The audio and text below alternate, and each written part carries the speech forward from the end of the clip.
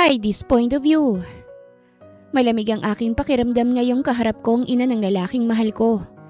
Pinagtagpo ko ang aking mga kamay sa lamesa habang hinihintay ko ang kanyang pagsasalita. Sa 2 taong relasyon namin ni Zeki, walang ibang hadlang sa aming relasyon kung hindi ang kanyang ina. Ayaw niya kasi sa akin sa dahilang galing ako sa hirap at ayaw niyang mahaluan ang pamilya niya ng ganon. I'm begging you, Heidi. Leave my son. Kung may paki ka sa kanya, iiwan mo siya. Mariing sabi ni Tita Yolanda. Mahal ko ho si Zeki, tita. Hindi ko siya iiwan kasi hindi niya naman ako inihiwalayan eh. Halos tumalo ng flower vase sa lamesa namin nang hinampas niya ang lamesa sa sobrang gigil. Nang dahil sa'yo, maaaring hindi makuha ni Zeki ang mana niya. Maaari siyang maghirap dahil sa'yo. This is so unfair. Ang pinaghirapan ng anak ko, dahil lang sa'yo mawawala na. Wala ka bang pakialam doon?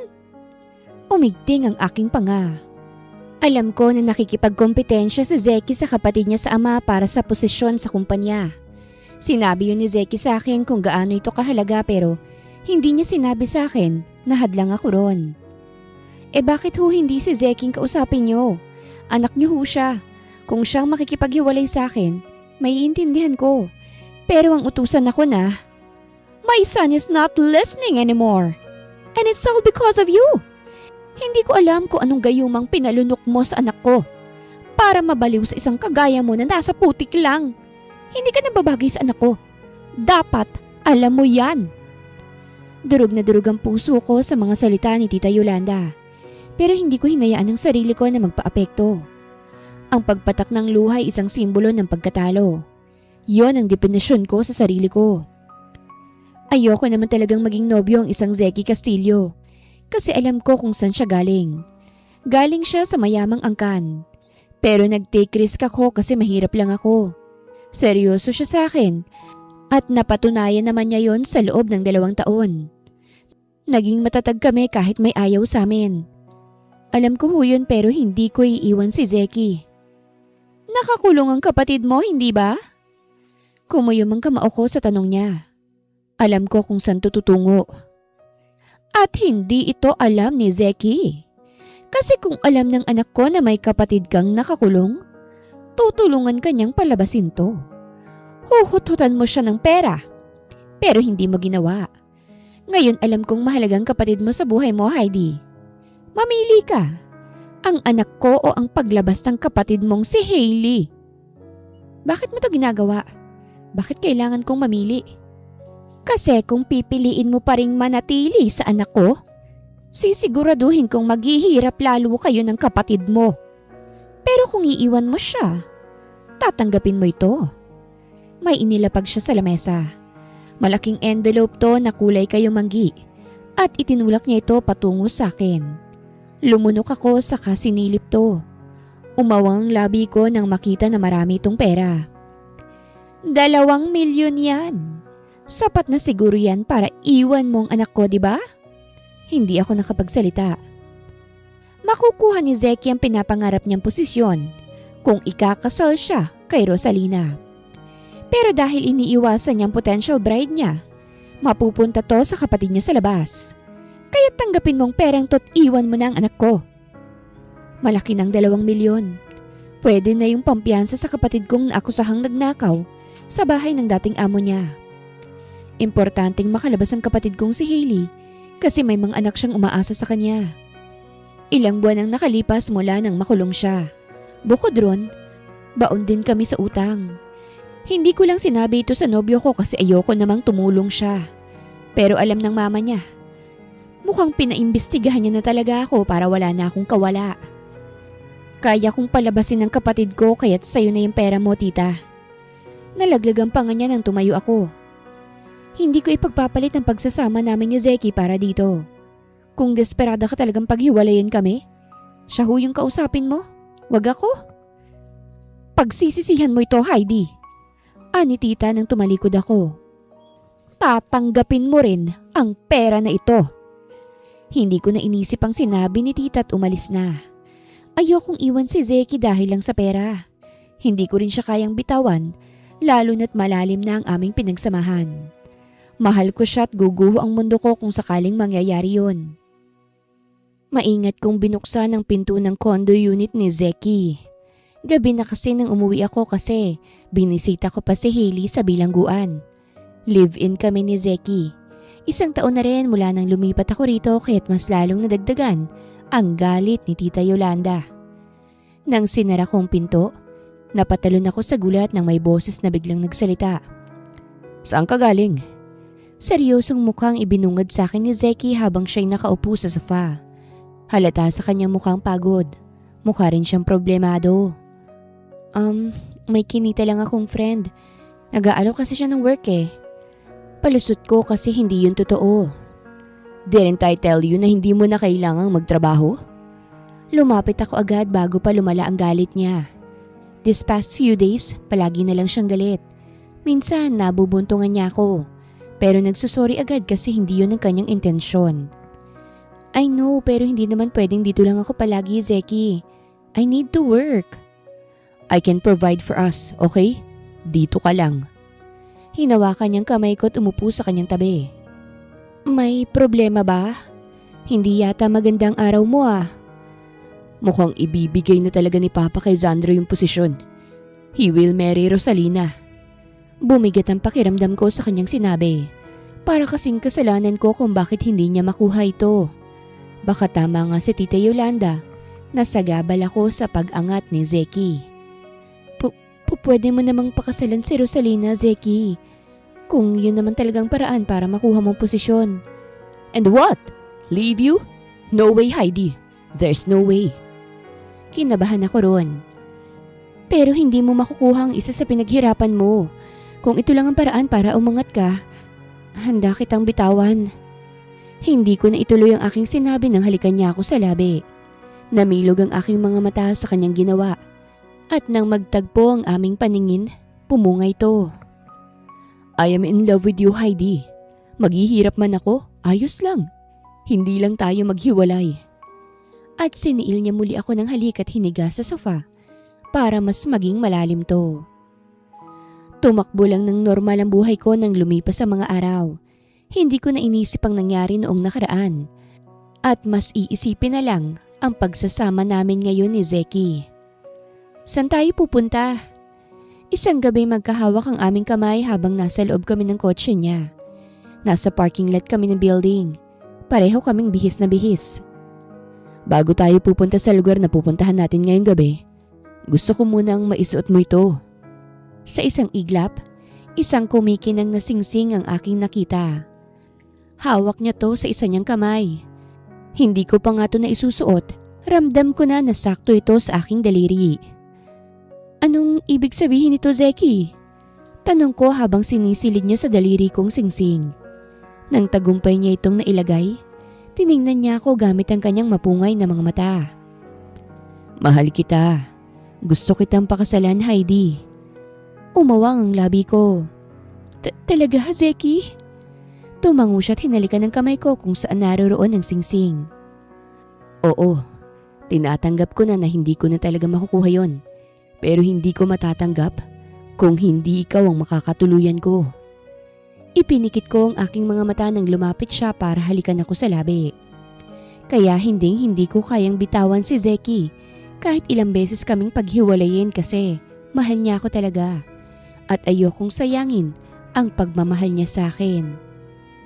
Nagsimula nang mag-drive si Zeki sa kanyang kotse. Nakahawak ang isang kamay niya sa kamay ko habang ang isang kamay naman ay nasa manibela.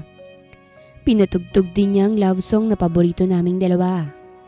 "San ba kasi tayo pupunta, Zeki? Gabing-gabi na. Sabi mo hindi sa restaurant. Saan nga ba tayo?" Curious kasi ako dahil malaki ang ngiti ng nobyo ko. Hindi yun mapawi-pawi lalo na ngayong suot ko ang singsing na bigay niya. "Magpapakasal na tayo, Heidi." Namilog ang aking mga mata. "Ha?" Napasulyap siya sa akin saglit. "Gulat ka ba? May nakausap na kasi akong judge. Ikakasal na tayong dalawa ngayon. Alam kong gabi na pero wala namang sinasabing umaga lang palaging kasal, di ba?" Talagang magpapakasal na tayo ngayon?" "Oo. Para wala ka ng kawala." Masaya ang puso ko sa nalaman ko ngayon. Nabigla ako syempre pero mas nangingibabaw ang saya sa puso ko. Na kahit ganito lang ako, may lalaki pa ring handang pakasalan ako.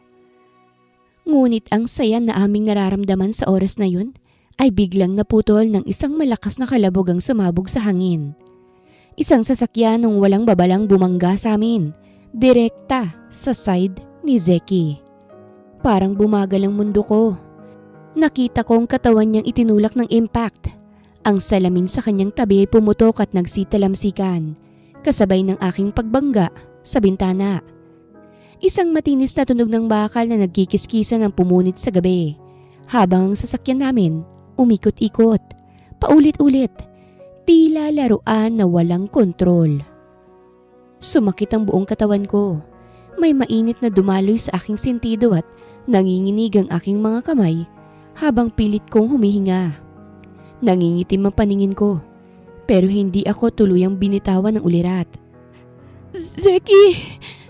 Nanginginig kong tawag. Pilit inaabot ang kamay niya. Ngunit wala siyang tugon. Nakayuko ang ulo niya. Duguan ang gilid ng kanyang noo. At ang kaninang mahigpit niyang hawak sa manibela ay tuluyang bumitaw.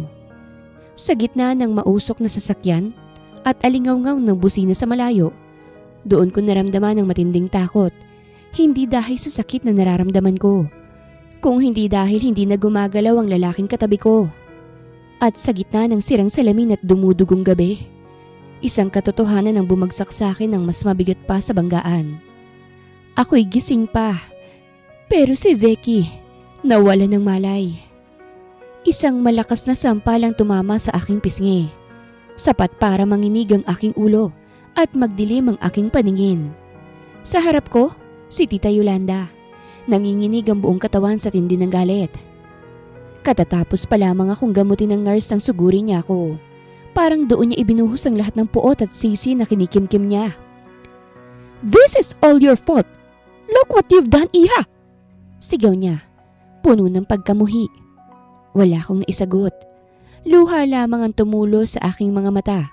Tahimik, mabigat, at puno ng pagkakasala. Ang driver ng sasakyang bumangga sa amin ay nawalan ng kontrol at ngayon ay nasa kustodiya na ng pulisya para sa masusing investigasyon. Ngunit kahit malinaw na ang paliwanag, tila ako pa rin ang may sala sa lahat. "Tita, this is just an accident. Wala namang gustong may mangyari nito." Biglang singit ng isang magandang babae. Sa anyo pa lamang niya, alam kong si Rosalina na ito, ang babaeng nakatakda sana kay Zeki. "No! This is not just an accident!" Halos mapunit ang boses ni Tita Yolanda sa galit. "Kasalanan ng babaeng yan kung bakit nabaliw ang anak ko. Bukod sa kaya niyang baliwalain ang paghihirap niya sa kumpanya, ay kaya niya ring talikuran ng pamilya niya para lang sa babaeng to. Nagmamahalan lang po kami." "Nagmamahalan? Pwes wala sa lugar ang pagmamahalan niyo. Lalong-lalo ka na. Kung tinanggap mo na lang sana ang pera't nagpakalayo-layo, hindi to mangyayari sa anak ko." Para akong binagsakan ng napakabigat na bato. Kaba, sakit, panghihinayang. Hindi ko maipaliwanag ang aking nararamdaman. Halo-halo, nakakasakal. Parte rin naman ako ng aksidente. Ngunit tila ako lamang ang may kasalanan. Hindi ko ginusto ang nangyari, pero ako ang sinisisi. Natigil lamang ang sigawan nang bumukas ang pinto at lumabas ang doktor. Mabilis na lumapit si Tita Yolanda. Nanginginig ang kanyang mga kamay. "Dok, ano nang balita sa anak ko? Ilang oras na kami naghihintay. Is he okay? Pwede na ba namin siyang makita?" "Pamilya na ba kayo ni Mr. Zeki?" tanong ng doktor. "I'm his mother. Tell me his condition." Huminga ng malalim ang doktor bago nagsalita. "Unfortunately, he's in coma right now." Sa unang pangungusap pa lang, gumuho ang mundo ko. Parang may humatak sa aking kaluluwa palabas ng katawan ko. Dumagdag pang hysterical na iyak ni Tita Yolanda na mas lalong nagpasikip sa aking dibdib. "No! No! Not my son!" Sigaw niya bago napaluhod sa sahig. Tuluyan ang bumigay. Ako naman, pilit kong nilinok ang aking hikbi. Hindi ako pwedeng humagulgol. Wala ako sa tamang lugar. Kasalanan ko. Kung tinanggap ko na lang sana ang pera ni Tita Yolanda at umalis, hindi siguro to mangyayari. Tama nga siya. Kasalanan ko ang lahat. Hindi ako pinayagang makita si Zeki, kahit isang sulyap man lang. Mahigpit ang pagbabawal ng kanyang pamilya, lalo na ni Tita Yolanda. Masakit isipin na ganitong hahantungan ng lahat. Puno kami ng saya't pangarap sa gabing yun, para lamang suklian ng ganitong sakit. Kamusta ka na? Narinig kong nangyari Hindi pa rin ba siya nagigising? Maingat na tanong ni Hailey nang bisitahin ko siyang muli sa kulungan. Umiling lamang ako. Walang salitang lumabas sa aking bibig. Tila nalunod ang boses ko sa bigat ng nararamdaman ko. Huwag mong pigilan. Umiyak ka lang. Kahit nakakulong ako ngayon, nandito pa rin ako sa tabi mo. Kung tinanggap ko lang sana yung perang yun Napabitaw ako. Sabay angat ng tingin sa kanya. Hindi sana mangyayari ito kay Zeki. Kumunot ang noo ni Hailey. Anong sinasabi mo, Heidi? Bumuhos ang luha sa aking mga mata. Mabilis ko yung pinunasan. Pilit pinakakalma ang aking sarili upang makapagsalita. Inalok ako ng ina ni Zeki ng milyon. Basta, hiwalayan ko lang ang anak niya. Alam niyang nakakulong ka. Alam niyang kailangan ko ng pera para mailabas ka. Pero hindi ko tinanggap yun. Hindi dahil sa ayaw kitang tulungan. Ate, gusto kitang ilabas pero sa tamang paraan. At hindi ko rin naman kayang iwan si Zeki. Bumigat lalo ang puso ko sa sinabi ko. Tama lang ang ginawa mo. Hindi mo tinanggap ang pera dahil mahal mo si Zeki. Hindi dahil sa yaman niya. Huwag mo nang pahirapan ang sarili mo. Ipagdasal mo na lang na magising siya para naman matuloy na ang kasal ninyo. Gusto kong umiyak sa kanyang mga salita. Dahil sa nangyari ngayon, alam kong malabo nang mangyari yon. At ang pangarap na minsang napakalapit, ngayon ay tila lalong lumalayo. Sinubukan kong ipaglaban si Zeki kahit alam kong talong-talo na ako. Kahit bawal, naglakas loob pa rin akong pumunta sa ospital. Umaasang kahit isang sulyap man lang ay maibibigay sa akin. Ngunit paulit-ulit lamang akong itinataboy. Para bang wala akong karapatang mag-alala sa nobyo ko. Hanggang sa isang araw, nakaharap ko si Rosalina, ang babaeng nakatakdang ikasal kay Zeki. Hindi ka pa rin talaga nadadala, no? Gusto mo talagang saktan ang sarili mo? Ayaw ka ni tita rito. Ikaw ang dahilan kung bakit nakahiga si Zeki dyan ngayon. Girlfriend niya ako. I don't care kung girlfriend ka niya. Putol niya agad. Tanggapin mo na lang na ayaw sa'yo ni tita. Nakakaawa si Zeki. Maghihirap siya kung ikaw ang pipiliin niya. Wala ka bang hiya? Kumuyom ang aking kamao. Gusto ko siyang barahin ngunit wala ni isang salitang lumalabas. If I were you, wag ka nang magpakita pa. Dagdag pa niya. Zeki might be heartbroken when he wakes up, but his career will survive. Hindi siya mahihila sa putikan. Parang ilang ulit akong sinaksak sa dibdib sa bawat salitang binibitawan ni Rosalina. Masakit pero hindi ko maikakaila. May katotohanan ang sinabi niya. Kung mananatili ako, baka ako pang maging pabigat. Akong sagabal. Kaya ako ang dapat na mawala. Pinili ko nang tanggapin yon. Hindi muna magpakita. Magnakaw na lamang ng balita tungkol sa kanya. Kung humihinga pa ba siya ng maayos. Kung may konting galaw na ang kanyang mga daliri. Kung may pag-asa pa. Inilihis ko na lamang ang aking isipan sa ibang bagay. Dahil may iba pa rin naman akong responsibilidad. Nagpasya akong magtrabaho muli. Kahit alam kong ayaw ni Zeki na magtrabaho ako, kinakailangan kong gawin yon. May mga taong umaasa sa akin. Ang kapatid kong nakakulong, ang nanay, at pati na rin ang sarili ko. Namasukan ako bilang kasambahay. Hindi ako nakapagtapos ng pag-aaral kaya't hindi ako pwede sa mga pang-opisina. Mabait ang amo kong si Sir Seth. Isa siyang engineer at mag-isa lang sa buhay ngunit mayaman siya. Eto na po ang merienda nyo, engineer. Sabi ko habang pumapasok sa kanyang opisina. Ngumiti siya nang makita kong inilapag ang pagkain niya. Salamat, Heidi. Walang anuman po. Magpahinga ka na muna. Kanina ka pa nagtatrabaho eh. Hindi naman kita inaalila. Ayos lang naman po ako. Napansin kong ibang tingin sa kanyang mga mata. Isang bagay na pilit kong binabaliwala. May boyfriend ako. Kahit nakahiga siya sa ospital at wala pang malay, nasa kanya pa rin ang puso ko. Ngunit isang araw, tumunog ang aking telepono. Si Tita Yolanda ang nasa kabilang linya. Gusto niyang makipagkita sa akin. May hinala na ako kung para saan ang pagkikitang yon. Ngunit umaasa pa rin akong lalambot ang kanyang puso. Na baka sa pagkakataong to, payagan na niya akong makalapit muli sa lalaking mahal ko. Hindi na ako magpapaligoy-ligoy pa, Heidi. Malamig na paninimula ni Tita Yolanda. Iwan mo ng anak ko. Wala kang mapapala sa kanya dahil sa oras na magising siya. Wala na siyang magagawa kung hindi ang sumunod sa gusto ko. Tahimik ko lamang siyang tiningnan. Wala na akong lakas para makipagtalo. Dapat maging grateful ka na lang dahil pinatulang ka na ng anak ko. Achievement yun para sa isang hampas lupang kagaya mo, hindi ba? Tanggapin mo ang 2 milyon at umalis ka na. Yan na lang may tutulong mo sa anak ko.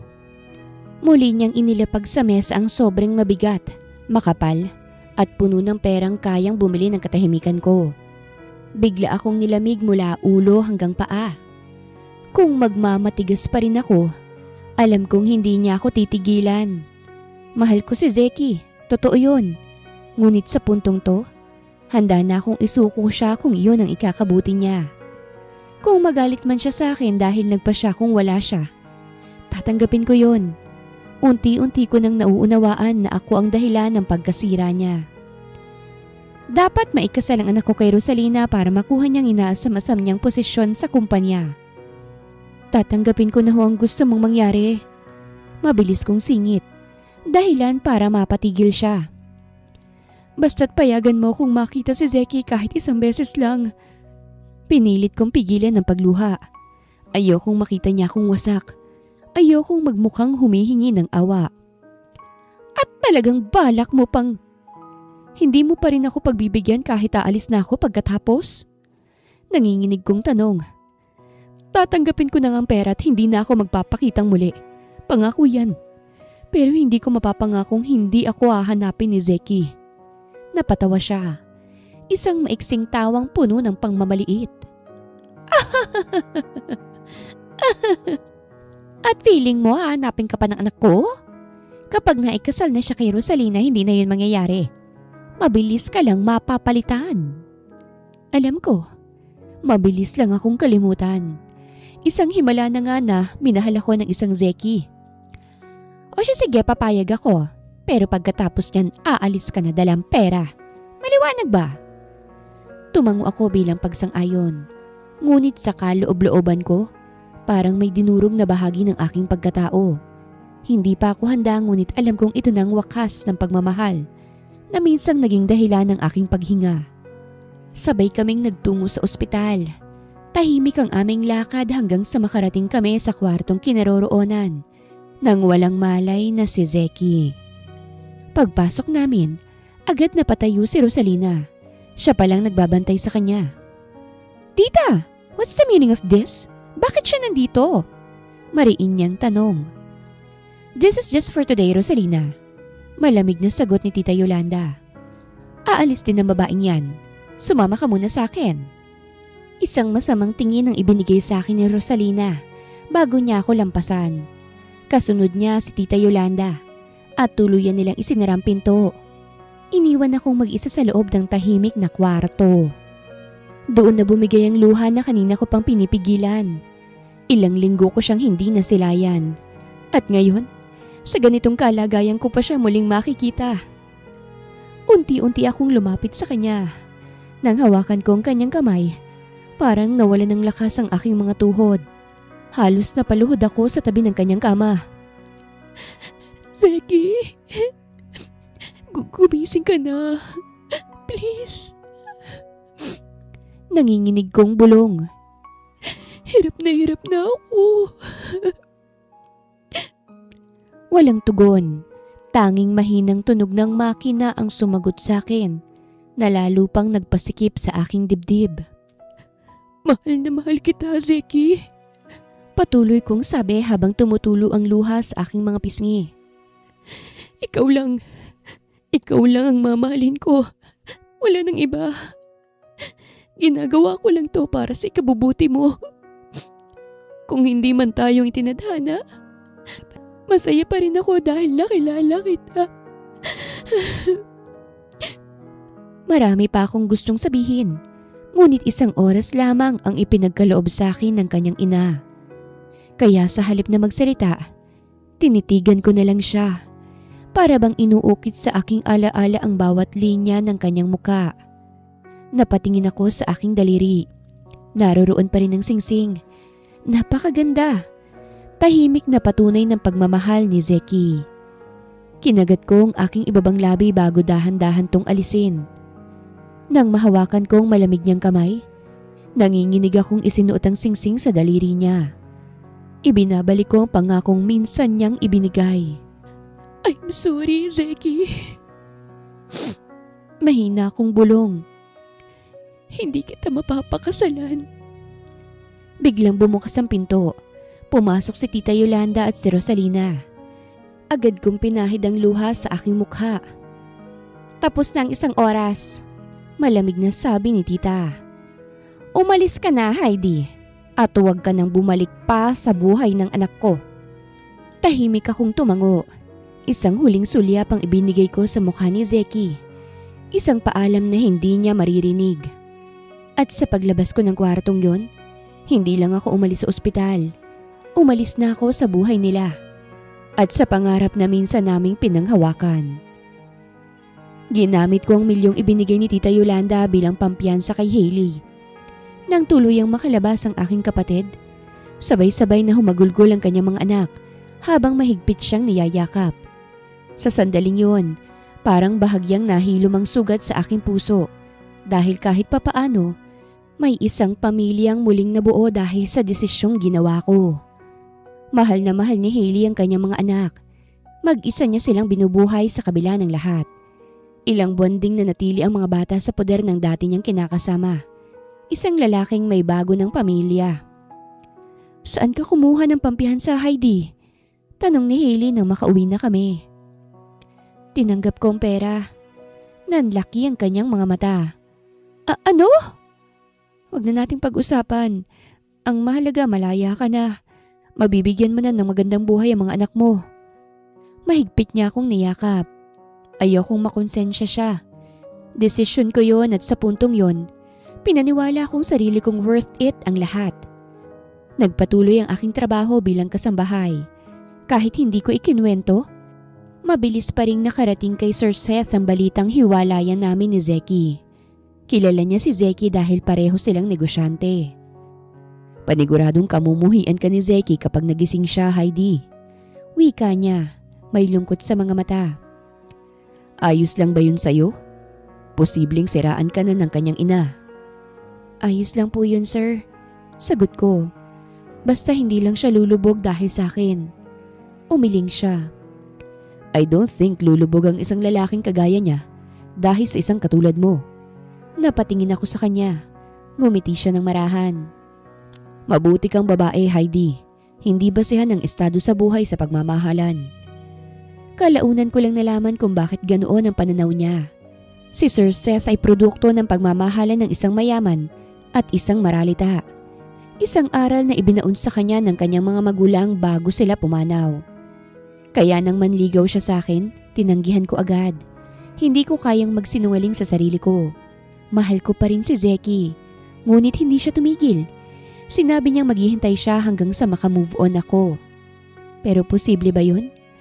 Kung buong pagkatao ko ay nakuha na ni Zeki, paano ko siya makakalimutan kung hindi niya ako sinaktan? Minahal niya ako ng buo, ng tapat. Kaya paano ko siya basta bibitawan sa alaala ko? Lumipas ang 2 buwan mula nang makomato si Zeki. Isang tawag mula kay Hailey ang gumiba sa mundo ko. Gising na si Zeki at ikakasal na siya kay Rosalina, Heidi. Tumulo ang luha sa aking mga mata. Kailan? Sa susunod na linggo na agad. Balitang balita eh. Anak siya ng dating senador, kaya trending ang kasal. Magandang araw mga viewers! Ang kwentong ito ay hatid ng Love Series TV. Salamat sa pakikinig! Tinakpan ko ang aking bibig upang pigilan ang aking hikbi. Masakit. Sobrang sakit. Ngunit ano pa bang magagawa ko? Desisyon ko ito. Ako ang tumulak sa kanya palayo. Kaya kailangan kong namnamin ang sugat na ako mismong lumikha. Nahuli ako ni Sir Seth na umiiyak. Mabilis kong pinahid ang luha. Ngunit bago pa ako makapagsalita, niyakap niya ako. I heard the news, Heidi. I'm sorry. Mas lalo akong naiyak. Nang kumalas siya, hinawakan niya ang aking kamay. Marry me, Heidi. Namilog ang aking mga mata. Ha? I want you to marry me. Mariin niyang sabi. Para hindi ka dehado sa kanya. Sir, ano po bang sinasabi niyo? I have cancer, Heidi. Putol niya. Hindi na ako magtatagal sa mundong ito. Kung papayag kang magpakasal sa akin, ibibigay ko sa iyo ang buhay na nararapat para sa iyo. Para wala nang aapi pa sa iyo. Sir, please. May pakiusap sa kanyang tinig. Gusto kong maikasal bago ako mawala. Kapag wala na ako, malaya ka nang mahalin muli ang lalaking pipiliin mo. Hindi ko alam kung anong eksaktong tumatakbo sa isip ko noon. Pagod? Wasak? Manhid?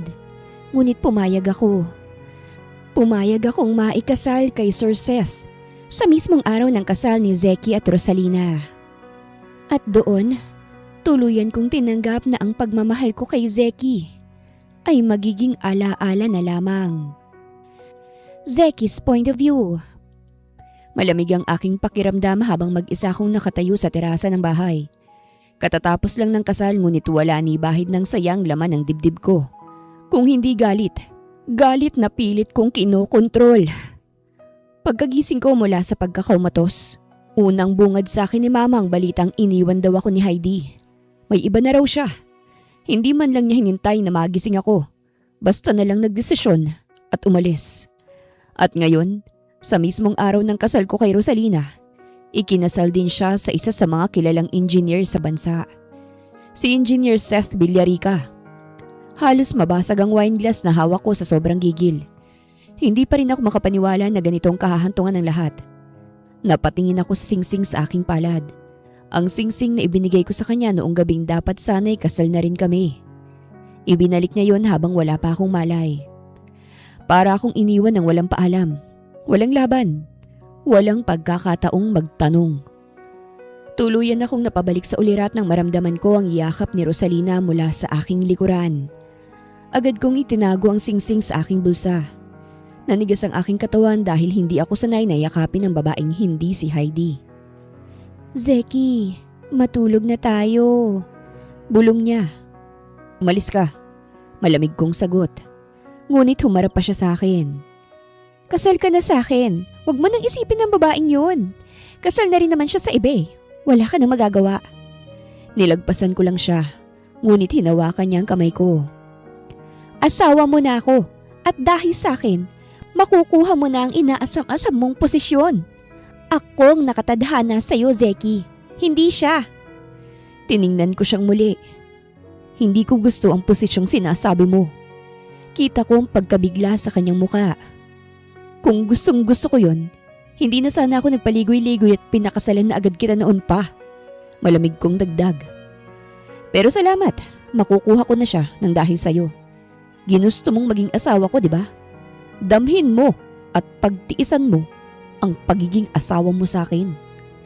Inalis kong kamay niya at pumasok sa loob. Hindi ko gusto ang kasal nito. Pumayag lang ako dahil wala na akong magagawa. Wala na si Heidi sa buhay ko. At dahil sa ginawa niya sa akin, gusto kong magsisi siya. Kinabukasan, nadatnan ko si Mama sa sala habang paalis ako. Nakita niya ang pagbaba ko sa hagdanan kaya't hinarangan niya ako. Saan ka pupunta, anak? Pupuntahan ko si Heidi. Walang pag-aalinlangan kong sagot. What? Are you crazy? Kasal ka na. Respeto naman sa asawa mo. Sumulyap siya sa hagdan. Nang lingunin ko yun, naroroon si Rosalina. nakatingin sa amin. May respeto ba kayo sa akin? Halos pasigaw kong sabi. I bet may ginawa kayo kay Heidi kaya nangyari to. You're greedy, mama. Sa totoo lang, ikaw lang naman ang may gusto ng posisyon para hindi ka maungusan at matalo ng anak ng kabit ni Papa. Sinampal niya ako. Yes! Tama ka! Sigaw niya. Ayokong makuha ng anak ng kabit ang lahat ng pinaghirapan natin. Mali ba yon? Alam mo kung anong sinapit ko sa papa mo kung paano niya pinili ang babaeng yon kesa sa atin. Gusto mo bang maranasan niya ng asawang mo ngayon? Hindi ko siya sinagot. Magising ka sa katotohanan, Zeki. Hindi kayong para sa isa't isa. Nagpakasal siya sa iba. Kaya tigilan mo na to. Hindi ko siya pinakinggan at umalis pa rin ako. Kailangan kong malaman ang totoo. At si Heidi lang ang makakasagot sa lahat ng tanong ko. Ayokong tuluyang magalit sa kanya nang hindi pinapakinggan ang side niya. Sobrang ganda ng relasyon namin kahit na maraming sagabal. Ilang beses kong nilaban yun pero naaksidente lang ako. Nag-iba agad ang daloy ng buhay namin. Nandito ba si Seth? Tanong ko sa security guard. Nagtungo ako sa bahay ni Seth at kilala ko siya. Hindi man kami magkaibigan ngunit iisa lang ang mundo na aming iniikutan. Sa mundo ng negosyo, siyang madalas ikumpara sa akin. Kaya't mas lalong hindi ko maintindihan kung papaano silang nauwi sa ganito. Papaano sila nangyari? Wala po rito si Sir Seth, sagot ng guard. Umalis po sila ng kanyang asawa kaninang madaling araw. Nanginig ang aking dibdib. Saan sila pumunta? Abroad po, sir. Matatagalan pa po ang pagbalik nila eh. Sang bansa? Halos desperado ko ng tanong. Medyo kinabahan ng security guard. Pasensya na po sir ha, hindi po maaaring sabihin for security and safety purposes. Umigting ang aking panga. Mula sa sandaling yun, iisa lang ang malinaw sa akin. Hindi ito basta pag-iwan. Hindi ito simpleng pagtataksil. At hindi ako titigil hanggat hindi ko nalalaman kung ano talagang ginawa nila kay Heidi. At kung bakit niya ako iniwan ng ganun-ganun na lang. Pagbalik ko sa bahay, sinalubong ako ng katahimikan. Masyadong tahimik para sa isang bahay na kagagaling lang sa kasal. Walang halakhak, walang saya. Para bang ako lang naroroon, kahit na may asawa na ako. Ganito siguro kung hindi ginusto. Walang kaligayahan sa puso ko. Ibinagsak ko ang susi sa mesa at tuluyang napaupo sa sofa. Napahawak ako sa ulo ko, pilit inaayos ang magulong isipan. Lahat ng alaala ni Heidi, ang mga ngiti niya, ang boses niyang palaging mahinahon kapag kausap ako ay tila sabay-sabay na bumabalik. Biglang may yumakap sa akin mula sa likuran. Zeki! Si Rosalina. Mahigpit ang yakap niya, para bang ako ang huling bagay na maaari niyang panghawakan. Ngunit sa halip na guminhawa, mas lalo lang akong nanigas. Hindi ko maibabalik ang mga braso ko sa kanya. Hindi ko magawang gumalaw. Alam kong nasasaktan ka. Mahinang sabi niya. Pero nandito na ako. Ako nang asawa mo ngayon. Dapat mo na yung tanggapin. Hindi ko agad siya sinagot. Unti-unti kong inalis ang kanyang mga kamay sa aking katawan at tumayo. Humarap ako sa kanya. At sa unang pagkakataon ay nakita ko ang takot sa kanyang mga mata. Takot na hindi niya ako lubos na nakuha kahit kasal na kami. Rosalina, mababa at pigil kong sabi. Huwag mo kong yakapin na para bang ako'y sa iyo na. Kasal tayo, Zeki. Kasal, oo. Sagot ko, malamig. Pero wag mong ipilit ang isang bagay na hindi ko kayang ibigay. Napatulala siya, habang ako naman, tumalikod at naglakad paakyat ng hagdan. Sa bawat hakbang, mas tumitibay ang isang pangako sa loob ko. Hahanapin ko si Heidi. At kahit nasang panig man ng mundo siya naroroon, malalaman ko ang totoo. Dahil ang kwento namin ay hindi pa tapos. Heidi's point of view. Hindi ako pinabayaan ni Seth sa loob ng aming kasal. Kahit halos dito na kami manirahan sa United States dahil sa sunod-sunod niyang chemo sessions. Hindi niya kailanman kinalimutan ang pagiging asawa. Hindi sa papel, kung hindi sa puso. 4 na taon nang lumipas mula nang iwan ko ang Pilipinas. Noong una'y pakiramdam ko'y araw-araw akong hinihilang pabalik ng mga alaala.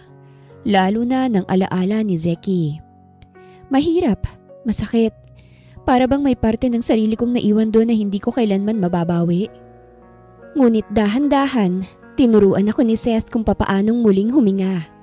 Hindi siya perpekto. Hindi rin niya kailanman sinubukang palitan si Zeki sa puso ko. Sa halip, minahal niya ako sa paraang kaya niya. Tahimik, totoo, at walang hinihinging kapalit. Dahil sa kanya, nagawa kong mag-move on. At sa sarili kong paraan, nagawa ko ring magmahal muli. Pero kahit anong pilit ko, may isang katotohanang hindi matakasan. Hindi kailanman naging kapantay ang pagmamahal ko kay Seth sa pagmamahal ko kay Zeki. Si Zeki ang greatest love ko, ang pagmamahal na minsan lang dumarating sa isang buhay. At kahit natutunan kong magmahal ng iba, iba pa rin talagang kay Zeki. Paminsan-minsan binabalitaan ako ni Hailey tungkol sa kanya. Ilang buwan lamang matapos ang kasal niya kay Rosalina, siya na raw ang pumalit sa posisyon ng kanyang ama. Masakit marinig na kasal na sila pero may konting ginhawa rin dahil nakuha niya ang para sa kanya. Alam kong pinaghirapan niya yon. Heidi. Napalingon ako kay Seth. Mas lalong humihina ang kanyang katawan. Wala na ang buhok niya. Maputla ng kanyang balat. At ang dati ay matibay niyang boses ay halos pabulong na lamang. Oh, bakit? Mahina akong tanong. Pilit na ngumiti. Kapag nawala na ako, sana maging masaya ka. Agad akong umiling. Huwag mong sabihin yan. Gagaling ka pa. Uuwi pa tayo ng Pilipinas. Napangiti siya. Ngiting puno ng pangunawa. Hindi pag-asa. Sana nga. Sagot niya. Pero kung hindi, gusto kong malaman mong karapat-dapat kang maging masaya. Tumulo ang luha ko nang marinig ko ang mga sumunod niyang sinabi. Hindi mo man ako minahal ng buo. Wag. Mabilis kong putol. Mahal kita, Seth. Totoo yan. Ngumiti siya ngunit may lungkot sa mga mata. Pero alam ko namang hindi kasing lalim ng pagmamahal mo kay Zeki. Natahimik ako. Wala akong lakas para magsinungaling. Okay lang. Dugtong niya. Masaya ako na naranasan kong maging asawa mo. Inalagaan mo ko. Hindi mo ko iniwan kahit nahihirapan ka na rin. Kumirot ang puso ko. Binago mo ang buhay ko. Akala ko magiging miserable ako sa piling mo. Pero naging masaya ako. Totoo yun. At nandito ka. Nandito ka sa puso ko. Tumango siya. Kontento na sa narinig. Sinabi ng doktor na hindi na magtatagal si Seth. Buong gabi kong iniyak yun. Hindi dahil sa takot na maiwan. Kung hindi dahil ayokong matapos ang buhay ng isang taong napakabuti. Napaka-unfair ng mundo para sa kanya. Kaya kinabukasan, inilabas ko siya sa hardin. Hindi ko alam kung kailan siya kukunin sa akin. Gusto kong makita niya pa rin ang kagandahan ng mundo. Ang ganda. Ani Seth, nakatingin sa papalubog na araw. Oo. Sagot ko, pinipigilan ng luha. Naka-wheelchair na siya. May bonnet na sumasaklaw sa ulo niyang wala ng buhok. Mahigpit ang hawak niya sa kamay ko na parang ayaw akong pakawalan. Magpakalakas ka, Heidi. Sabi niya. Kung magkakabalikan man kayo ni Zeki kapag wala na ako, sana alagaan ka ng gagong yon. Napatawa ako sa gitna ng luha. Imposible na yon. Kasal na siya. Hindi, walang imposible. Sagot niya. Kapag nawala ako, hindi kita pababayaan. Hindi ka nababalik sa putikan. Iyon ang huling sunset na nasilayan niya na may ngiti sa labi. May kapayapaan sa mga mata. Sa mga sumunod na araw, tuluyan ang sumuko ang kanyang katawan. Ilang araw na lang sana'y kaarawanan niya ngunit hindi siya umabot. Bumalik ako sa Pilipinas dala ang jar na may lamang abo ni Seth. Hiling niyang i-cremate siya upang maisama ko siyang pauwi. Ngunit paglapag ko pa lamang, sinalubong na agad ako ng bigat ng responsibilidad.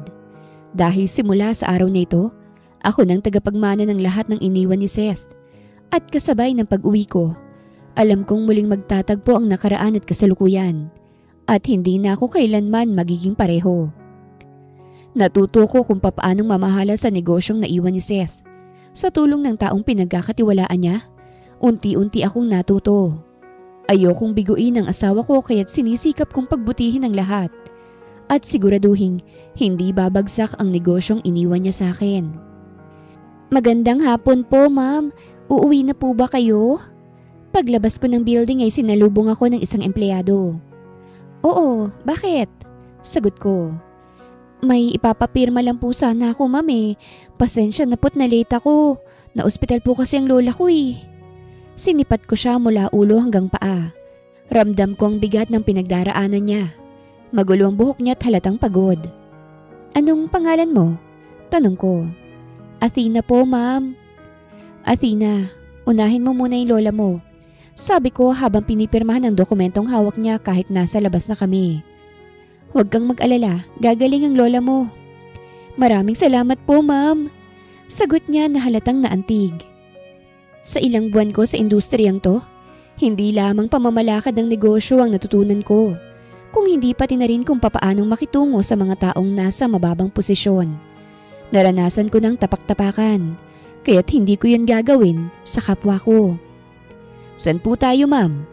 Tanong ng driver ko nang nasa loob na kami ng kotse. Nung una may takot pa akong sumakay ng sasakyan dahil sa nangyari noon. Pero kalaunan ay unti-unti ko na rin yung nalagpasan. Punta tayo kila Hailey, sagot ko. Sige po, ma'am. Sumandal ako sa upuan nang magsimula na siyang magmaneho. Tumingin ako sa bintana at tipid na napangiti.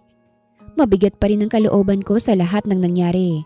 Ngunit kinakaya ko araw-araw dahil may mga taong umaasa sa akin. Napabuntong hininga na lamang ako. Sa gitna ng biyahe, biglang huminto si Kuya Driver kaya't muntik nang tumama ang noo ko sa likod ng passenger seat. Kuya, anong nangyari? Tanong ko nang may kaba. Pasensya na po, ma'am, sagot niya. May humarang po kasing sasakyan eh. Kumunot ang noo ko. Ha? May kumatok sa pintuan ng sasakyan ko. Nilingon ko yun at kinabahan ako nang makitang isang lalaking may suot na mask ang nasa labas. Hindi ko siya pinagbuksan. Kuya, ilak mo! Hindi ko natapos ang sasabihin ko nang makita kong tinutukan na niya ng baril ang driver ko. Ma'am! Nanginginig na sambit ni kuya. Lumabas ka! Mariing utos ng lalaki sa labas. Sino kayo? Anong kailangan niyo sa akin? Sigaw ko. Sabi ko, lumabas ka! Sa lakas ng sigaw niya nanginig ang buong katawan ko. Wala akong nagawa kung hindi ang sundin siya. Hinawakan niya ang braso ko at kinaladkad patungo sa nakaharang na van. Pumasok ka! Sino ka ba? Wala akong atraso. Pumasok ka! Wala akong nagawa kung hindi ang pumasok sa loob ng van. Takot na takot ako para sa buhay ko. Hindi pa nga ako nagtatagal sa Pilipinas at wala akong maalalang nakaaway o naapakan. Hindi naman nila ako ginapos. Nang umandar ng van, para lang akong isinakay. Walang pumapansin sa akin ng mga lalaki. May kausap pa ngang isa sa front seat na tingin ko'y boss nilang kausap. Boss, nakuha na po namin. Diretso na po kami riyan.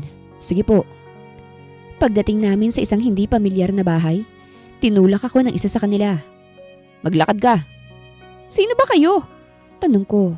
Wala silang sinagot. Kaya't wala akong nagawa kung hindi ang maglakad hanggang sa makapasok kami sa loob ng malaking bahay. Sa sala, may isang lalaking nakatayo, nakaharap sa kurtina. Matangkad siya at nakasuot ng business suit. Hindi ko kilala pero ramdam kong pagtibok ng puso ko. Sir, nandito na po siya. Umatras sa mga lalaki hanggang sa kaming dalawa na lang naiwan. Nakatalikod pa rin siya sa akin. Tumikim ako. Sino ka? At anong kailangan mo sa akin? Unti-unti siyang humarap. At sa sandaling yun, parang kinuhanan ako ng hininga. Napaatras ako sa sobrang gulat. Hindi ko inakalang sa ganitong paraan ko siya muling makikita. It's nice to see you again, Heidi. Kumuyom ang kamao ko. Anong ibig sabihin nito? Zeki? Naglakad siyang palapit sa sofa at naupo ron. Humalukip-kip siya habang nakatingin sa akin. Kinidnap ka? Hindi makapaniwala ko siyang tiningnan. Seryoso ka ba? Bakit? Hindi mo ba ako na-miss, Heidi? Malamig niyang sabi. 4 na taon tayong nagkawalay matapos mo kong iwan at magpakasal sa iba. Bakit mo to ginagawa? Kasal ka na, di ba? Sino bang may gawa? Hindi ba ikaw? Tumayo siya at lumapit sa akin. Matagal kitang hinintay para masagot ang lahat ng tanong ko. Bakit mo to ginawa sa akin? Paano kang nakapagpakasal sa lalaking yun? Nagtaksil ka ba sa akin? Isipin mo na lang kung anong gusto mong isipin. Wala na akong pakialam, Zeki. Nakuha mo na ang gusto mo. Successful ka na ngayon. Bakit kailangan pang balikan ng nakaraan? At kung gusto mo kong kausapin, hindi naman sa ganitong paraan. Nagmumukha kang sindikato. Mabuti na lang talaga at wala na yung asawa mo. Malamig niyang sabi. Baka ibinaon ko pa siya ng buhay kung nakita ko. Sinubukan ko siyang sampalin ngunit nasalo niyang kamay ko. Hindi niya yun binitawan kahit pilit kong hinihilang palayo. Nanginig ako ng todo. Bitiwan mo ko! Nagulat ako nang bigla niya akong halikan sa leeg bago bumulong. Hiwalay na kami ni Rosalina. Nanlaki ang mga mata ko. Kaya kung mangyayari tayo, gagawin kong lahat para mangyari yun. Bigla niya akong kinaladkad papunta sa isang kwarto at itinulak papasok. Napaupo ako sa carpeted floor. Nang tumayo ako, sinara na niyang pinto.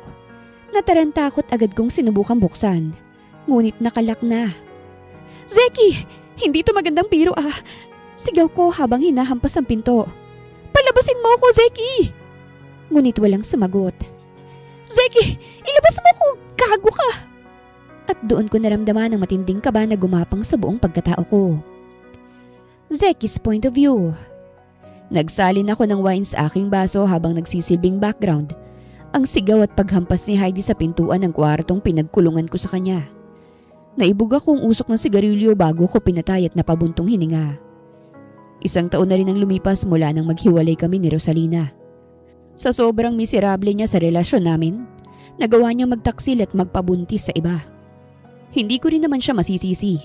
Hindi ko siya nabigyan ng sapat na atensyon habang kasal kami. Nagpakabisi ako. Sinadya ko yun para hindi ako matukso sa kanya. Kahit sirang-sira ang puso ko dahil sa ginawa ni Heidi, umaasa pa rin ako noon na may pagkakataon pa rin kaming dalawa. Hindi rin naging maayos ang relasyon namin ni Mama.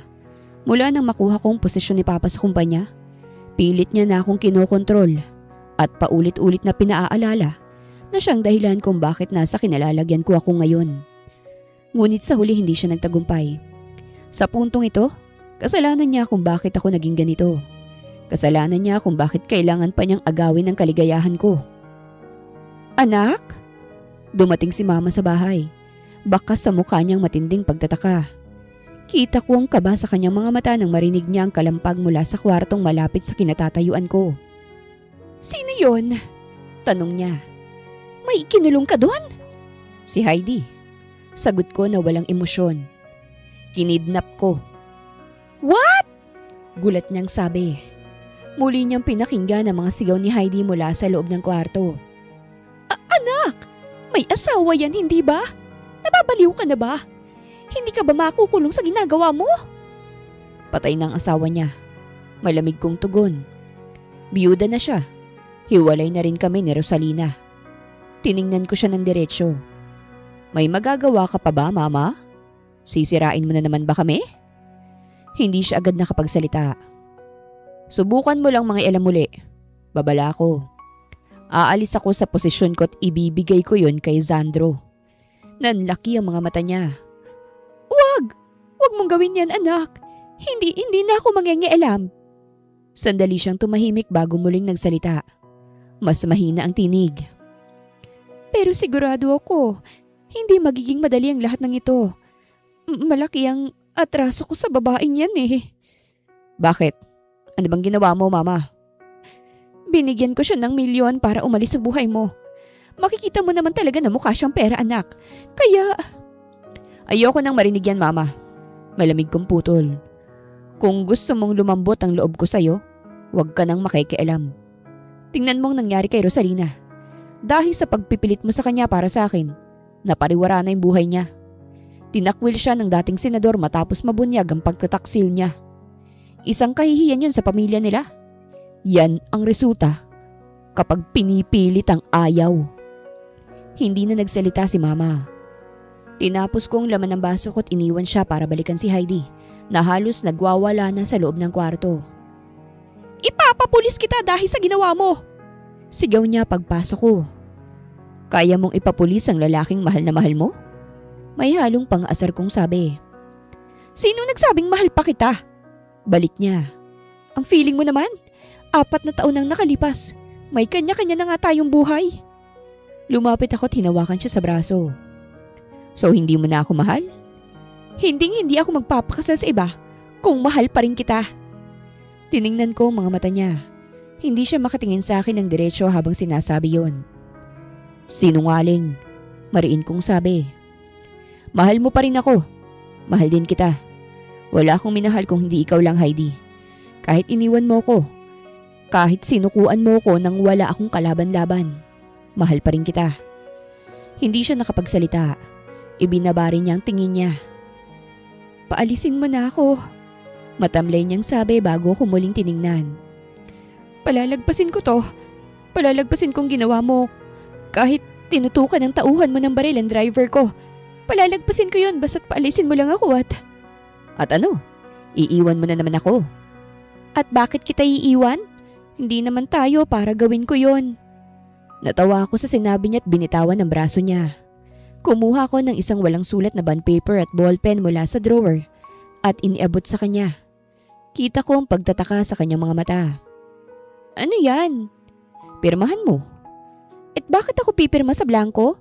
Baka kung ano pang gawin mo dyan. Gusto mong umalis, di ba? Malamig kong sabi. Hahayaan na kitang umalis. Pirmahan mo. Hindi pa rin niya tinatanggap. Kung hindi mo yan pipirmahan, dito ka na habang buhay. Pabor yun sa akin, Heidi. Masama ang tingin niya sa akin bago pagalit na kinuha ang papel at ballpen, saka pumirma. Totoong pirma ba yan? Umigting ang panga niya. Napangiti ako sa gilid ng labit kumuha ng isa pang papel. Ulitin mo. Hindi yan ang pirma mo. Last na to ah. Kapag hindi pa rin totoo, hahalikan talaga kita at hindi ka na makakaalis kahit kailan. Mariin siyang bumuntong hininga bago pumirma muli. Napangisi ako nang nakuha ko ng papel. Tapos na ba? Tanong niya. Pwede na ba ako umuwi? Oo, pwede na. Pagkasabi ko nun, bigla niya akong tinuhod. Napayuko ako at halos mapaluhod sa sobrang sakit. Ang betlog ko, aray! Nilagpasan na ako ni Heidi. Paika-ika ko siyang sinundan. Ngunit napahinto siya nang makita si Mama na nanlalaki ang mga mata sa akin. What happened to you? Hindi ko sinagot si Mama. Sa halip, tiningnan ko si Heidi na nakakuyom ang mga kamao. Sandali, Heidi, ipapahatid kita. Wag na. Putol niya. Kaya kong sarili ko. Tiningnan niya si Mama. Hindi ako nagpunta rito. Kinidnap ako ng anak mo. Sana pagsabihan mo siya dahil wala akong intensyong makita pa kayong lahat. At tuluyan na siyang umalis. Iniwan akong namimilipit sa sakit. Nakita kong lungkot sa mga mata ni Mama. Mukhang mas malaking ang kasalanan niya kesa sa inaakala ko. Sapat para tuluyang itulak palayo si Heidi. Heidi's point of view. Hindi ako nakatulog pag uwi ko sa bahay. Hindi pa rin ako makapaniwala na makikita ko muli si Zeki. Hindi naman imposible na mag-cruise ang landas namin pero hindi ko lubos akalain. Nasa ganoong paraan ang muli naming pagkikita.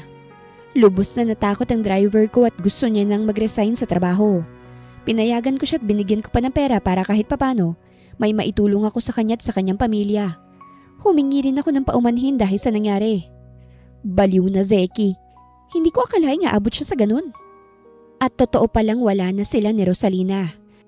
Base sa mga nabasa ko, naghiwalay sila noong nakaraang taon matapos magtaksil si Rosalina at mabuntis pa ng iba. Tinakwil din siya ng pamilya niya kaya't hindi ko maiwasang maawa. Dahil pakiramdam ko, hindi rin talaga siya minahal ni Zeki. Marahil, yun ang nagtulak sa kanya na gawin ang maling desisyon sa buhay. Pumasok pa rin ako kinabukasan sa kumpanya na parang walang nangyari. Ngunit sa pagkakataong to, may mga bodyguards na ako dahil natatakot na akong maulit ang nangyari. Ibang-iba na si Zeki ngayon. Hindi na siyang dating Zeki na kilala ko. Nakakatakot na siya sa paningin ko. Bagamat hindi pa rin tuluyang nawawala ang pagmamahal ko sa kanya, nangingibabaw pa rin ang takot dahil sa ginawa niya. "Ma'am, good morning po." Bati ng sekretarya ko. "Anong meron?" Tanong ko. "May delivery po, ma'am." "Ha? Delivery?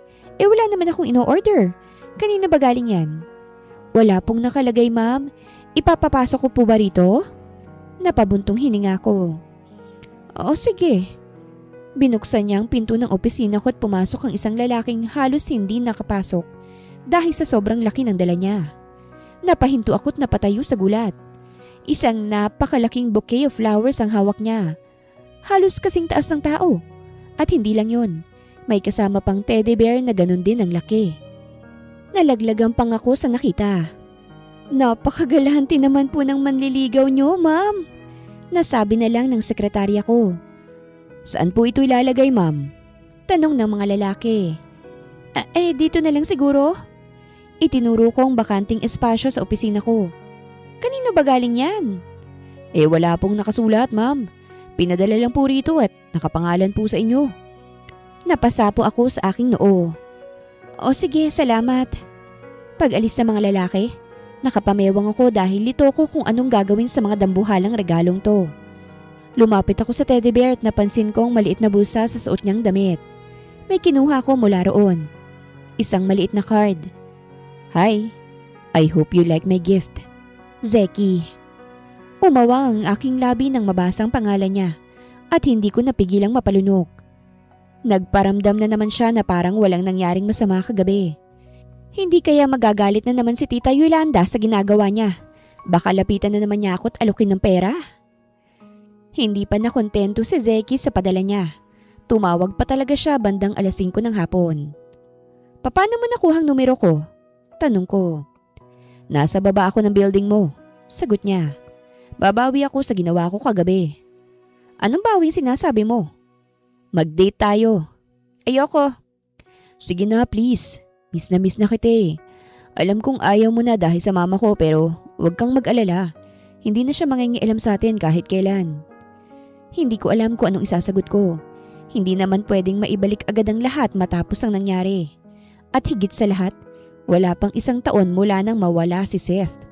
Ilang buwan pa lang ang lumilipas. Alam kong gusto kong makita ni Seth na masaya. Pero alam ko rin na hindi pa ito ang tamang oras. Malaki ang sugat na iniwan ng nangyari sa amin ni Zeki. Hindi man yun dahil sa kanya kung hindi dahil sa sitwasyong meron kami noon.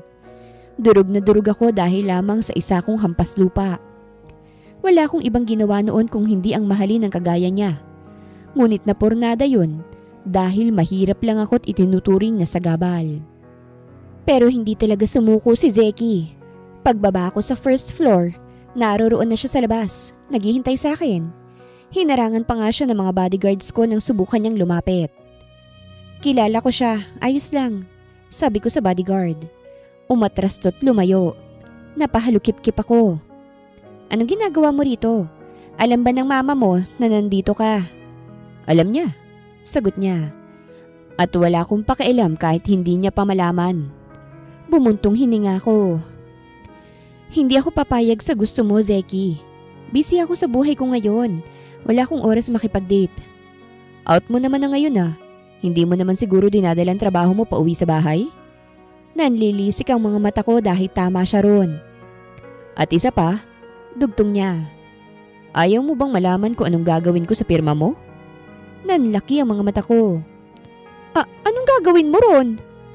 "Makipag-date ka sa akin ng 10 beses. Saka ako sasabihin." Hindi ko siya agad nasagot. Hindi ako makapaniwala sa naririnig ko. "What?" "Please, pagbigyan mo naman ako." Halos pakikiusap niyang sabi. "Matagal kitang hinintay, Heidi. Mahirap ba akong balikan? Wala naman talagang masamang nangyari sa atin bago nagkagulong lahat." Kumirot ang puso ko. Wala kang kasalanan, Zeki. Sadyang hindi lang talaga tayo para sa isa't isa." "Noon yun, iba na ngayon. Malaya na ako. Pwede ba nating ituloy ang kwento natin?" Gusto kong lumuha pero pinipigilan kong sarili ko. Ramdam ko ang sinseridad niya hanggang sa puntong hindi na ako makatanggi. Pumayag ako sa gusto niya dahil kahit itanggi ko man sa sarili ko, May parte sa loob ko na gusto rin siyang pagbigyan. Dahil siya pa rin, sa kabila ng lahat, ang greatest love ko. Hindi lang isang beses nangyari ang mga date namin ni Zeki. Sa una, binilang ko talaga ang ilang beses niya ng pagyaya para lang malaman ang ginawa niya sa pirma ko. Unang date namin, nag-dinner kami. Simple lang yon, ngunit ingat na ingat siya sa akin na para bang isa akong babasaging pinggan. Naulit muli ang date namin sa coffee shop. May naglakad lang kami sa park. Sa bawat date na yon, may distansya sa amin. May pangamba sa akin na kapag bibigay ako, baka ako pa rin ang talunan sa huli. Ilang buwan din kaming nag-date. Hindi ako agad bumigay at pinakiramdaman muna ang sariling puso. Ngunit alam ko rin na sa bawat date namin, lumalalim muli ang pag-ibig ko sa kanya. Ang saya nila. Nasambit ko na lang nang manatili kami sa park. Nakaupo kami pareho sa bench habang tinatanaw ang isang pamilya. Wala akong trabaho ngayon kasi Sabado, kaya't ninakaw na naman ni Zeki ang oras ko para dito. Inaamin ko na nasanay na naman ako sa kanyang presensya. Nasanay ako sa lahat, kaya't hindi ko maiwasan ng matakot. Kasi sa oras na bibigay ako ulit, baka mayahad lang na naman sa amin. Kung naikasal lang siguro tayo sa gabing yun, baka ganyan din tayo kasaya. Napatingin ako kay Zeki. Nakatingin siya sa pamilyang tinitingnan ko kanina. Ramdam ko ang panghihinayang niya. Sayang, naaksidente pa tayo. Naikasal ako sa iba. Ikaw rin. Doon ako nalungkot. Minahal mo ba ang asawa mo? Tanong niya sa akin. Naging masaya ka ba sa piling niya? Nakagat kong ibabang labi ko. Oo naman. Napakabuting tao ni Seth. Kahit may sakit siya, hindi niya hinadlangan ng sarili niya na maging masaya. Kasama ako sa laban niya, totoong napamahal siya sa akin. Napatango siya pero ramdam ko ang selos niya. Ikaw, minahal mo ba si Rosalina? Nasaktan ka ba na pinagtaksilan ka niya? Hindi. Hindi ko siya minahal. At hindi ako nasaktan na naghanap siya ng iba. Ikaw lang ang mahal ko, Heidi. Alam yun ng lahat. Pati si Mama, hindi niya yun maitatanggi. Hinawakan niya ang aking kamay kaya't napatingin ako ron. Mahal na mahal kita, Heidi. Sana ngayon, matanggap mo ko muli. Sana sa pagkakataong to oras na natin. Walang hahadlang. Nagulat ako nang lumuhod siya bigla sa harapan ko. Binuksan niya ang box at bumungad sa akin ang napakaganda at bagong singsing. Zeki! Alam kong nagdi-date pa tayo at kinikilatis mo pa akong muli. Ngunit ayokong magsisimuli kaya't susubukan ko. Mahal na mahal kita, Heidi. Ikaw lang ang babaeng laman ng puso ko. Sinakop mo ang buong sistema ko. Maaari mo ba akong pakasalan? Sunod-sunod na tumulo ang mga luha ko. Bumibilis ang tibok ng puso ko. Gusto kong mangyari muli kami. Gusto kong maging masaya na talaga kami. At ngayon, gusto kong maging matapang gaya ng paglaban niya sa akin noon. Kailan tayo magpapakasal? Tanong ko na may dalang hikbi. Ikaw, kung kailan mo gusto. Kahit kailan. Umiiyak kong sabi. Ibig bang sabihin niya, Nay? Oo? Tumangu-tango ako. Oo. Tumulo ang luha sa mga mata ni Zeki at inabot ang aking labi para sa isang halik. At nang kumalas, nanginginig na isinilid sa daliri ko ang singsing bago ako niyakap. Walang nangyaring masama sa araw na yon. Umabot ng isang araw na engaged ako kay Zeki. Nagpatuloy pa rin ang pagkikita namin ni Zeki. Sa katunayan naipakilala ko na siya sa mga malalapit kong tao. Kina Hailey, sa mga pamangkin ko, pati na rin sa mga kaanak ni Seth na suportado lamang sa akin. Pero kahit ganon, alam ko namang may kulang pa rin. Alam ko rin na mayahad lang at hahad lang pa rin sa amin. Kaya sa gitna ng pagdidate namin ni Zeki sa mall, nakasalubong namin si Tita Yolanda. Nanlamig ako pero hindi ko binitawan ang kamay ni Zeki. Anak, Iha. Mama. Malamig na sambit ni Zeki. Nagde-date ba kayo? Oo, ako ang sumagot. Nagde-date kami. That's good. Nagkabalikan ba kayo? Napatingin siya sa kamay kong nasa braso ni Zeki. Or engaged? Both, Mama. Si Zeki ang sumagot. That's good, anak. Akala ko may bala ka ng maging matandang binata. May tumawag kay Tita Yolandang mga babae. Mukhang mga kaibigan niya ito. Enjoy your date, anak. Pupuntahan ko lang mga kaibigan ko. For the first time in history, ngumiti ang isang Yolanda sa akin. Natulala ako saglit hanggang sa mawala siya sa paningin ko. Napatingin si Zeki sa akin. Tara na? Ayos lang sa kanya? Hindi makapaniwala akong tanong. Wala na siyang magagawa. Gusto lang naman niyang makuha kong posisyon. Wala na siyang magawa pa sa akin. Nakakapanibago para sa akin ang pakiramdam na hindi tarayan ng isang Yolanda. Ngumiti pa siya na para bang ayos na sa kanyang lahat. Hindi ko na lang iniisip yun at in-enjoy na lamang ang date namin ni Zeki. Nagpaplano na rin kami sa aming kasal. Gusto namin, simple lang. Ayoko ng maraming bisita at ang pinakaayaw ko sa lahat ay hindi na naman matuloy dahil baka may mangyaring masama. Pinagdarasal ko talaga na sana ngayon ipagkaloob na sa amin ang pagkakataong to. Nakipagkita sa akin si Tita Yolanda ilang araw matapos niya kaming makita ni Zeki sa mall. Nakaramdam ako ng kaba pero hinanda ko ng sarili ko. Ayokong muli kaming maging duwag sa harapan niya. Sa pagkakataong to, ilalaban ko si Zeki. Maaaring may dahilan kung bakit nangyari yun noon. Ngunit hindi ko na uulitin yun ngayon. Kung nakipagkita ka sa akin para alokin mo ko ng pera, pasensya na, hindi ko tatanggapin. Paninimula ako agad bago pa man siya makapagsalita. Natawa siya. Hindi naman ako nandito para alokin ka ng pera. Hindi ko nagagawin yon. Kumunot ang aking noo. Anong rason para makipagkita po kayo? Sa pagkakaalala ko kasi noon, ayaw mo na akong makita ulit. Yun ay nakaraan na, iha. Ngayon gusto ko lang makipagkita sa'yo para linawin ang lahat. Hindi na ako tutol kung ano man ang namamagitan sa inyo ni Zeki. Noon, gusto ko lang talagang makuha ni Zeki ang para sa kanya. Kaya ako naman nagawa yun. Pero alam kong hindi masayang anak ko. Alam ko yun. Saksi ako lalo nang malaman niyang ikinasal ka na. Isang araw matapos ang kasal niya, pinuntahan ka niya pero nasa abroad ka na. Ganun ka kamahal ng anak ko. Maaaring masama akong ina dahil sa nagawa ko. Pero kung hindi ko yun ginawa, wala sa kinatatayuan niya ngayon ang anak ko. Kaya sana naintindihan mo ko. Ngayon wala akong hihilingin kung hindi ang kaligayahan at kapayapaan ng puso niya. Si Rosalina masaya na sa pinili niya kahit itinakwil siya. Masayang masaya siya ngayon sa taong napili niya. Kaya sana ang anak ko rin. Makuhang ligaya na para sa kanya. At alam ko na ikaw yon. I do apologize sa mga nangyari noon. Sa mga nagawa ko. Sa dami ng sinabi ni tita, isa lang nagpaantig ng puso ko. At iyon ay ang nagsorry siya sa nangyari. Sapat na yun sa akin. Hindi ko na kailangan ng paliwanag. Kasi nangyari na yun at hindi na talaga dapat balikan. Bago natapos ang aming usapan, ibinalik ko sa kanyang 2 milyon. Iyon ang pahiwatig ko na tinatanggap ko ang sorry niya at handa akong magsimula kasama siya dahil ina siya ng lalaking mahal ko.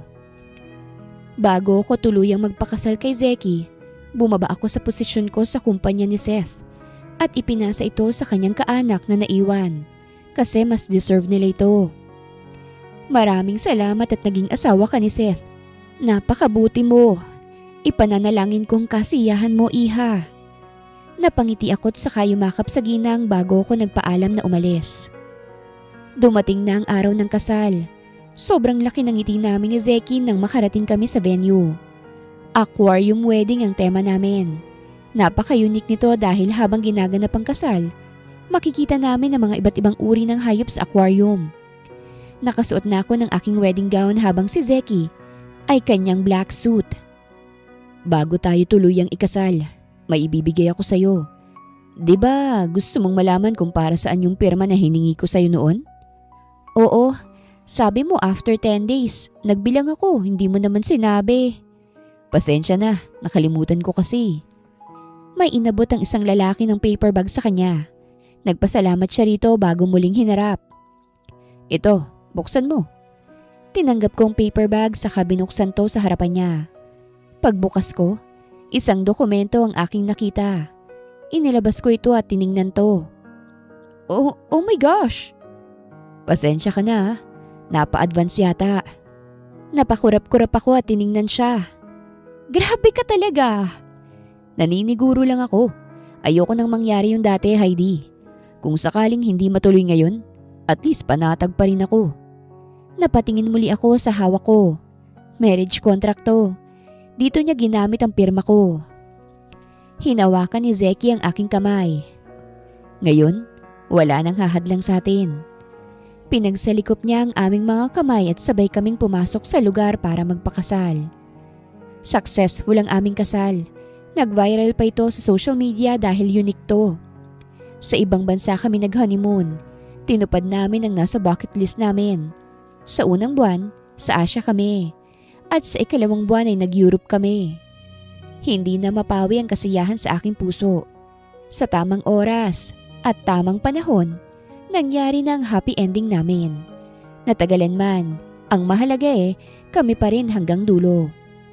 Akala ko'y imposible na itong mangyari kasi minsan na kaming natali sa iba.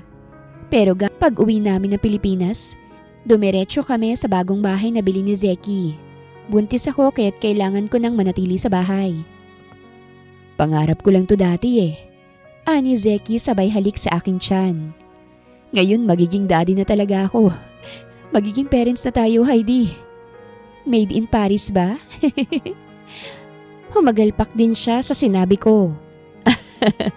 Oo yata, but we'll be born in the Philippines. Natawa ko. Thank you, Zeki. Para saan? For loving me. For being patient. For everything. Inilibel niya ang aming mukha. I love you, Heidi. Thank you for everything. At napapikit ako nang siniil niya ako ng halik sa labi. Wakas.